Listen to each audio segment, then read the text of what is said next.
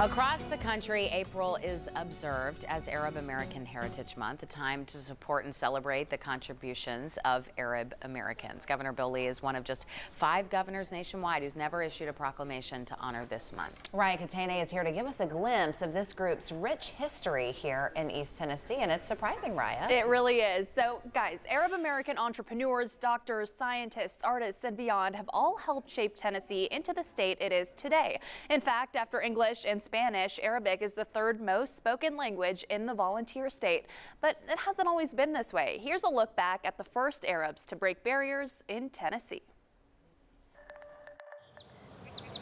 Throughout the rich and storied history of Arab immigration to America, the journey of the first Syrian family to step foot on U.S. soil begins in East Tennessee. In 1878, and this was very early, it was very unusual to have anybody of Arabic descent living permanently in America. The Arbili family settled in East Tennessee likely thanks to Maryville College. Unlike many American schools at the time, it welcomed students of all backgrounds and cultures. A few people here regard them with suspicion, but a lot of people were fascinated with them. Proud of their Syrian culture and hopeful to build a new life, the family of 9 quickly found a way to become part of the community. They warmed East Tennesseans' hearts through their lectures and personal stories of their homeland. They were treated as celebrities. They eventually became well known, and they began touring the East Coast and the big cities, giving this talk about Arabic culture. Making their way to New York, the Arbilis started the first Arabic language newspaper published in the U.S. in the early 1890s.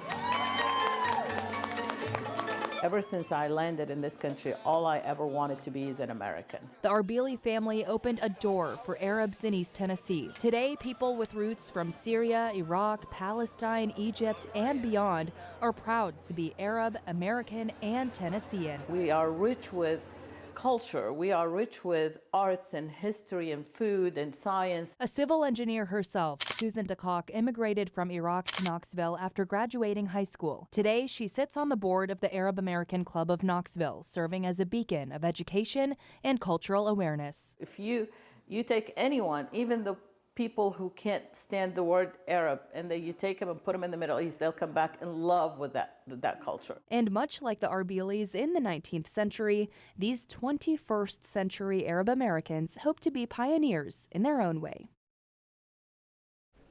So if you'd like to experience a little bit of Arab culture for yourself, Arab Fest will be in Market Square all day tomorrow beginning at noon. You can find all of those details on WBIR.com. It is free, by the way, to get in. So And the best food. The best food. Yeah, I she said to just said, Ryan, grab me one of those pitas. give me one of those pitas. Plenty of food and plenty of desserts. So if that's your thing, they'll be there tomorrow. Oh, what a great story. Yeah, by the way, this is just the first in a series we're doing this month about Arab Americans here in East Tennessee. So next Friday, we'll have a little bit more on that as well. So I much love didn't even that. know. I had no idea. It's cool, right? It really is. Raya, thank you for bringing us that story. We appreciate it.